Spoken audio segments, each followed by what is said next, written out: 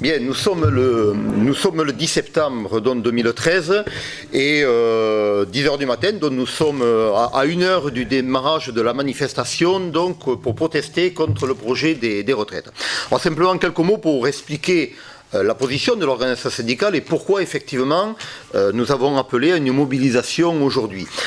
Tout simplement parce que c'est maintenant le énième projet de loi sur les retraites. On nous fait le coup tous les 2-3 ans. D'ailleurs, vous remarquerez que les gouvernements se suivent et se ressemblent pour ça. Et qu'aujourd'hui, dans ce projet de loi, effectivement, il y a quelque chose que nous combattons vivement à Force ouvrière, c'est l'augmentation de la durée de cotisation. Alors, aujourd'hui, effectivement, on se pose la question, pourquoi cet énième projet ? Vous avez vu que le gouvernement a fait, sous la pression de notre organisation syndicale, essentiellement pendant le mois d'août, a fait un petit retour en arrière par rapport notamment au régime des fonctionnaires, où, je rappelle là aussi, dans la proposition qui était faite au démarrage dans ce projet de loi, il était proposé que les fonctionnaires, leur pension soit calculée sur les 10 meilleures années, sur la moyenne des 10 meilleures années, au lieu des derniers 6 mois, qui est le régime dont ils bénéficient aujourd'hui. Il faut savoir que le rapport Moreau, la députée donc, a écrit le rapport sur la retraite, signalait déjà au mois de juin que à équivalence, un fonctionnaire et un salarié du privé, équivalent, partaient à peu près à la même retraite, tout simplement parce que les salariés du privé, c'est calculé effectivement sur la moyenne des 25 meilleures années, mais les fonctionnaires, en calculant sur les 6 derniers mois, permet effectivement d'effacer l'handicap qu'ils ont des primes qui ne sont pas intégrées au salaire.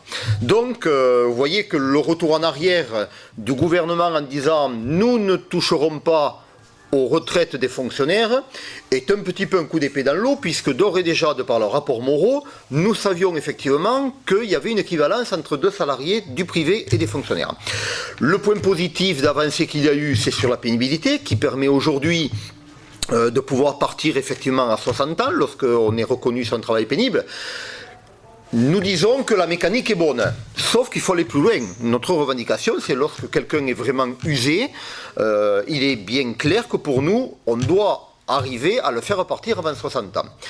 L'argument qui dit que nous pouvons travailler plus tard parce que nous vivons maintenant plus tard, le gouvernement, effectivement, ça il a raison, il oublie simplement une chose, c'est qu'aujourd'hui, depuis l'an dernier, c'est pas nous qui avons créé ces chiffres, depuis l'an dernier, il est prouvé aussi que les problèmes de santé commencent beaucoup plus tôt.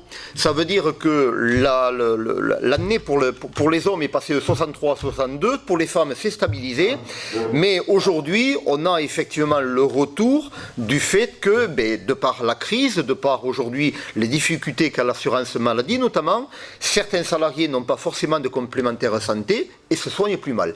Donc user plus vite, et c'est pour cela que Force ouvrière dit ce n'est pas normal qu'on nous fasse travailler plus, d'autant plus ce qui est antinomique aussi, c'est qu'il faut savoir que dans les entreprises, lorsqu'on a 50-55 ans, on est peut-être un peu meilleur pour être mis sur la touche que vraiment pour faire partie des forces vives de l'entreprise. Donc il faut savoir ce qu'on veut, nous faire travailler plus tard et en même temps nous mettre sur le bord de la touche lorsqu'effectivement on atteint l'âge de 50-55 ans.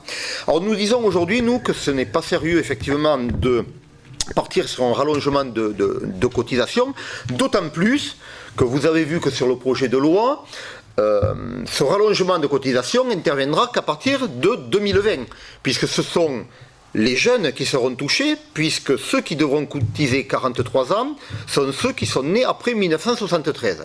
Ce qui nous fait dire c'est vraiment un plan anti-jeunes, et c'est pour cela d'ailleurs qu'aujourd'hui, normalement, les organisations d'étudiants type l'UNEF seront dans la rue, effectivement, derrière les organisations syndicales.